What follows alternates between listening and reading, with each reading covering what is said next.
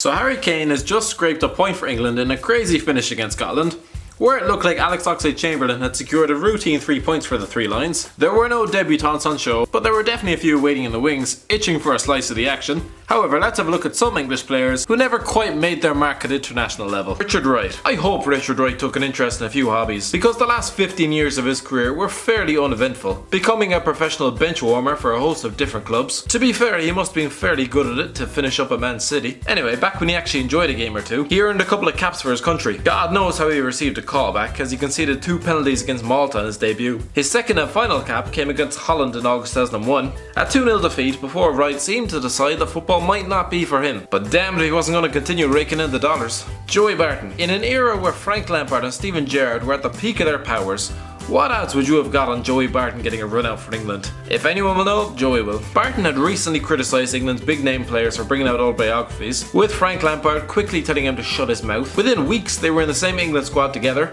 Bit awkward. As is most things in Barton's career, his stay was short-lived, playing 12 minutes against Spain before being ignored for the rest of his career. Paul Konchesky. Paul Konchesky turned out to be a bit of a journeyman in the end. He roamed around 10 clubs during his career, until it finally led him to link up with Jamie O'Hara at Billericay Town, which I assume must be posing as a rehab centre for washed up Premier League footballers who can't face retirement. Liverpool supporters will remember him as the embodiment of the Roy Hodgson era. Short-lived, but incompetent in every fashion. However, the former Fulham left-back did represent his country on 2 occasions, coming on at half-time in friendlies against Australia and Argentina. Jay Bothroyd. I wonder how long it took Fabio Capello to realise he'd made a huge mistake in selecting Jay Bothroyd for an England squad back in 2010. The former Arsenal youngster must have been as surprised as anyone to get the call, as he was on the verge of accepting Jamaica's invitation 2 years earlier. In November 2010 he lined out against France, becoming the first championship player to pull on a 3 lines badge since David Nugent, and we all know how inspired a decision that was. Bothroyd went on to score 3 goals in his 25 Premier League appearances for QPR, making a mockery of the call-up, and now plays in Japan at the age of 35. Gavin McCann. There was never anything particularly awful about Gavin McCann during his 16-year career, but he was never a particularly memorable player either. The former Sunderland midfielder represented his country in 2001 against Spain at Villa Park. The Scouts didn't have far to travel. He'd be playing at that stadium on a bi-weekly basis as of 2003. But as far as World Cups and European Championships go, no, let's not get crazy. Anthony Gardner. Sven-Göran Eriksson used the game against his home country in March 2004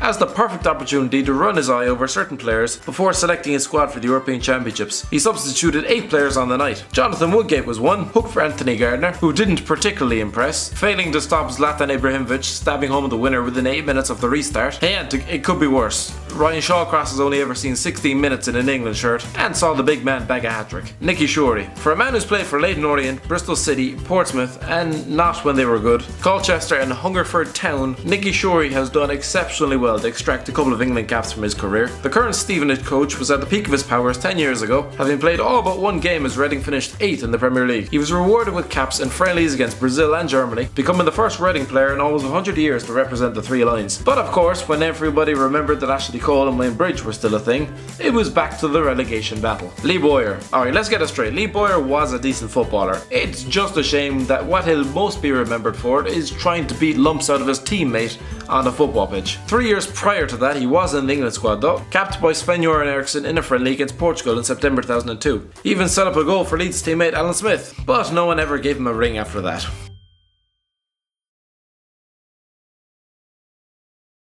Thanks for watching. Don't forget to like, share and subscribe.